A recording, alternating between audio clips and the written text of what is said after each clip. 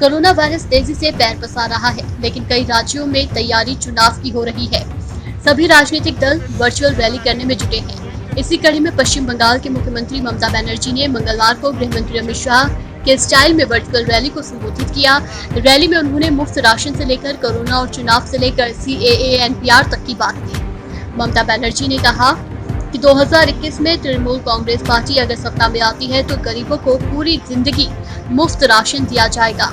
ममता बनर्जी ने इसे अपना वादा बताया। ममता बनर्जी ने वर्चुअल रैली में कहा कि हम लोगों को लॉकडाउन के पहले से फ्री राशन दे रहे हैं। 10 करोड़ लोगों को फ्री राशन दिया जा रहा है। इतना ही नहीं, जून 2021 तक हम इसे देते रहेंगे। इसी बीच मोदी सरकार पर वो जमकर बरसी। केंद्र सरकार पर निशाना साधते हुए पश्चिम बंगाल को नजरअंदाज करने का आरोप लगाया। ममता बनर्जी ने कहा कि केंद्र सरकार ने हमें नजरअंदाज किया है। पश्चिम बंगाल के लोग उन्हें मुंहतोड़ जवाब देंगे। बाहरी लोग राज्य नहीं चलाएंगे। कुछ लोग ऐसे हैं जिन्हें कोई राजनीतिक अनुभव नहीं है, वो लोगों को मारने की बातें करते हैं। इसके साथ ही ममता बनर्जी ने बीजेपी शासित राज्य उत्तर प्रदेश में कानून व्यवस्था पर सवाल उठाते हुए कानपुर कांड को लेकर वहां की राज्य सरकार को भी घेरने की कोशिश की। ममता ने कहा कि उत्तर प्रदेश में क्या चल रहा है, उस राज्य के लोग पुलिस में शिकायत दर्ज कराने से डरते हैं। एक ही घटना में कई पुलिसकर्मी मारे गए।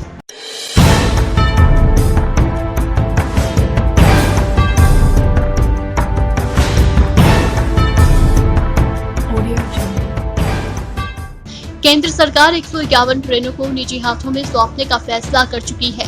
अब इसके बाद सरकार रेलवे स्टेशनों का मॉडर्नाइजेशन के लिए उन्हें निजी हाथों को सौंपने की तैयारी में है। रेल मंत्री पीयूष ने खुद इस बात की जानकारी दी। गोयल ने कहा कि ये काम नीलामी के जरिए किया जाएगा। रेल मंत्री ने कहा कि रेलगाड़ियों के प्राइवेटाइजेशन के लिए बोली मंगाई जा रही है और इनके लिए अच्छी प्रतिक्रिया आ रही है। उन्होंने ये भी कहा कि सरकार भारतीय रेल के स्टेशनों को मॉडर्न बनाने जा रही है। उसके बाद इन्हें नीलामी के जरिए निजी हाथों में सौंपा जाएगा। रेल मंत्री ने merchant chamber of commerce and industry के साथ एक वीडियो कॉन्फ्रेंसिंग में कहा कि केंद्र सरकार की योजना ये है कि रेलवे स्टेशनों का आधुनिकीकरण किया जाए और उसके बाद एक बोली के जरिए ये निजी हाथों में दे दिया जाए। इससे पहले रेलवे के नेटवर्क पर निजी कंपनियों की ट्रेन चलाने के लिए एक औपचारिक शुरुआत हो चुकी है। इसी महीने की शुरुआत में रेलवे ने 151 आधुनिक ट्रेन चलाने के लिए कंपनियों से प्रस्ताव मांगे थे।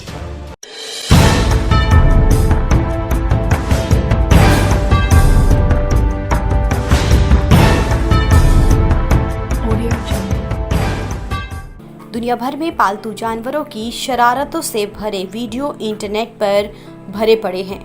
वैसे तो कहा जाता है कि बिल्ली जैसे पालतू जानवर लोगों के लिए स्ट्रेस बस्टर हैं, लेकिन देखा गया है कि कई बार पालतू जानवर बड़ी परेशानी का सबब बन जाते हैं।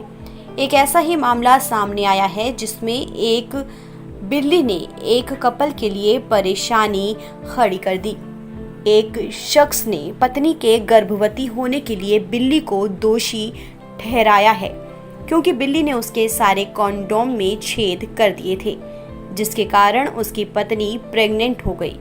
आपको बता दें, इस शख्स ने रेडिट पर अपनी ये अजीबोगरीब कहानी बताई है, जिसमें उसने बताया कि कोरोना महामारी के खत्म होने तक मैंने और मेरी पत्नी ने बच्चे पैदा नहीं करने का फैसला लिया था।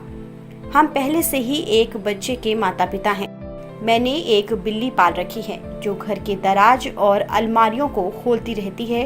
वो घर में हर ओर घुसती रहती है। दरअसल इस शख्स ने लिखा है कि हमने बर्थ कंट्रोल के लिए कॉन्डोम यूज करने का फैसला किया, क्योंकि मेरे पत्नी पिल्स खाने के कारण बीमार पड़ जाती है। और इसमें अजीब ये है कि कॉन्डोम यूज करने के बाद भी मेरी पत्नी फिर से गर्भवती हो गई। जब शख्स ने इस पर ध्यान दिया तो पता चला कि इसमें बिल्ली का रोल है, क्योंकि उसने अपने क्यू टिप्स बाथरूम के दराज में रखे हुए थे, जहां से लेकर उसने उसे यूज किया था। शख्स ने आगे बताया कि एक दिन बिल्ली ने दराज में रखे क्यू टिप्स के बॉक्स को जमीन पर फैला दिया था, जिसमें से कुछ उसने खराब कर दिए थे। खराब हुई क्यू टिप्स को उसने फेंक दिया। जो पैकेट बंद थे उन्हें बिना चेक किए वापस दराज में रख दिया। बचे हुए कॉन्डोम को सही समझकर उसने यूज कर लिया। जिसके बाद उसकी पत्नी में गर्भवती होने के लक्षण दिखने लगे और जब महिला ने प्रेगनेंसी टेस्ट किया तो पता चला कि वो गर्भवती है। ये सुनकर दंपत्ति हैरान हो गए। इस सब के बाद दंपत्ति ने गुत्थी सुलझाई तो पता चला कि इसके पीछे उनकी पालतू बिल्ली का हाथ है। शख्स ने लिखा कि मैंने दराज में जाकर रखे हुए कॉन्डोम को चेक किया तो देखा कि कॉन्डोम में बिल्ली के दांतों के निशान है। उसने कॉन्डोम को पंचर कर दिया था। खैर, दंपत्ति अब ना चाहते हुए भी दूसरे नए मेहमान के स्वागत की तैयारी कर रहा है।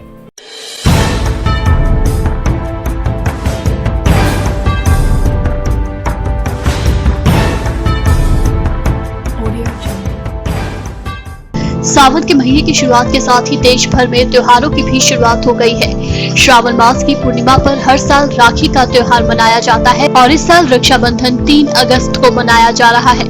रक्षाबंधन हिंदुओं के प्रमुख त्योहारों में से एक है और देश भर में हर साल बड़े धूमधाम से लोग इस त्योहार को मनाते हैं।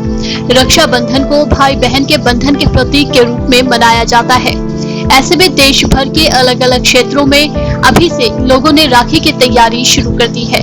इस बीच वाराणसी के एक स्वयं सहायक समूह की महिलाएं रक्षाबंधन के लिए पारंपरिक चीजों का इस्तेमाल कर राखी बना रही हैं। जिला शहरी विकास एजेंसी की जया सिंह ने न्यूज एजेंसी ANI को बताया कि प्रधानमंत्री नरेंद्र मोदी के आत्मनिर्भर मिशन का समर्थन करने का प्रयास करते हुए महिलाएं ये राखियां बना रही हैं। इसका मुख्य उद्देश्य चाइनीज सामान का बहिष्कार करना और स्वदेशी को अपनाना है।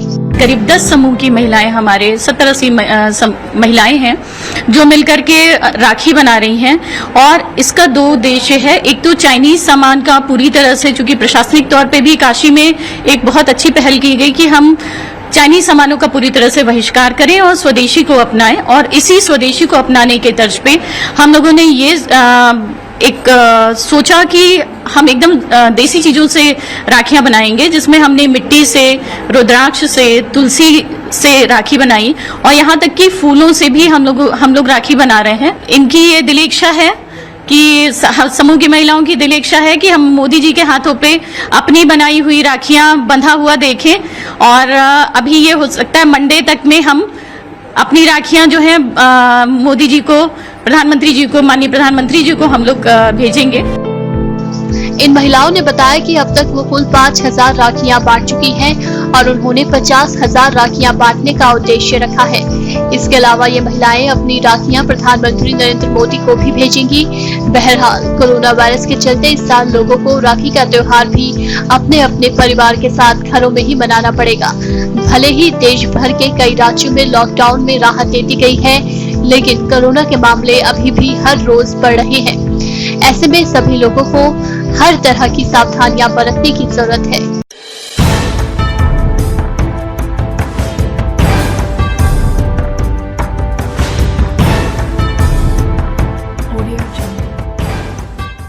समुद्र के रहस्य को आज तक कोई समझ नहीं पाया। कहते हैं कि समुद्र तमाम रहस्यों को अपने आप में समाये बैठा है, जिसके बारे में अच्छी तरीके से जानना काफ़ी मुश्किल है। वहीं समुद्र के अंदर क्या क्या है, कौन कौन से जीव हैं, ये भी लोगों के जहन में आता है। कई रिसर्चर्स इसका अध्ययन भी कर रहे हैं, लेकिन अनंत गहराई में अध्ययन का अंत मुश्किल है। समुद्र की गहराइयों में आज भी ऐसे कई जीव हैं जिसकी खोज की जानी बाकी है। हाल ही में सिंगापुर के रिसर्चर्स को हिंद महासागर में एक ऐसा जीव मिला जिसकी कल्पना किसी ने नहीं की होगी। ये जीव दिखता तो कॉकरोच जैसा है, लेकिन इसके पैर 14 हैं। आमतौर पर घरों में पाए जाने वाले सामान्य कॉकरोच के 6 पैर ही होते हैं।